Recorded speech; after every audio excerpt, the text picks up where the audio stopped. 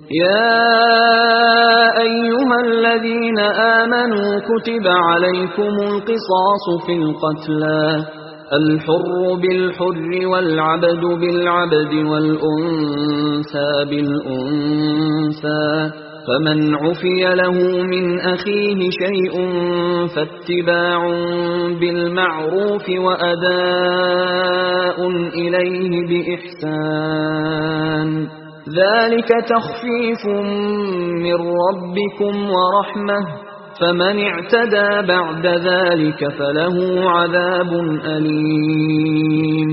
مومنو، تم کو مقتولوں کے بارے میں قصاص یعنی خون کے بدلے خون کا حکم دیا جاتا ہے، اس طرح پر کہ آزاد کے بدلے آزاد مارا جائے اور غلام کے بدلے غلام اور عورت کے بدلے عورت، اور اگر قاتل کو اس کے مقتول بھائی کے قصاص میں سے کچھ معاف کر دیا جائے تو وارث مقتول کو پسندیدہ طریق سے قرارداد کی پیروی یعنی مطالبہ خون بہا کرنا اور قاتل کو خوش خوئی کے ساتھ ادا کرنا چاہیے۔ یہ پروردگار کی طرف سے تمہارے لیے آسانی اور مہربانی ہے، جو اس کے بعد زیادتی کرے اس کے لیے دکھ کا عذاب ہے۔ وَلَكُمْ فِي الْقِصَاصِ حَيَاةٌ يَا أُولِي الْأَلْبَابِ لَعَلَّكُمْ تَتَّقُونَ۔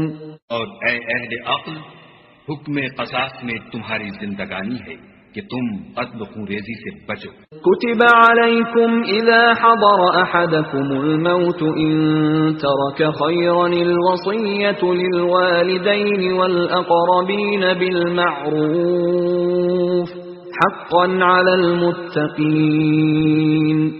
تم پر فرض کیا جاتا ہے کہ جب تم میں سے کسی کو موت کا وقت آ جائے تو اگر وہ کچھ مال چھوڑ جانے والا ہو تو ماں باپ اور رشتہ داروں کے لیے دستور کے مطابق وصیت کر جائے، خدا سے ڈرنے والوں پر یہ ایک حق ہے۔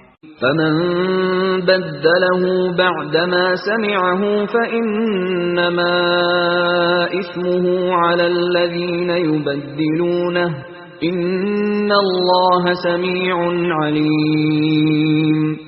جو شخص وصیت کو سننے کے بعد بدل ڈالے تو اس کے بدلنے کا گناہ انہی لوگوں پر ہے جو اس کو بدلے، اور بے شک خدا سنتا جانتا ہے۔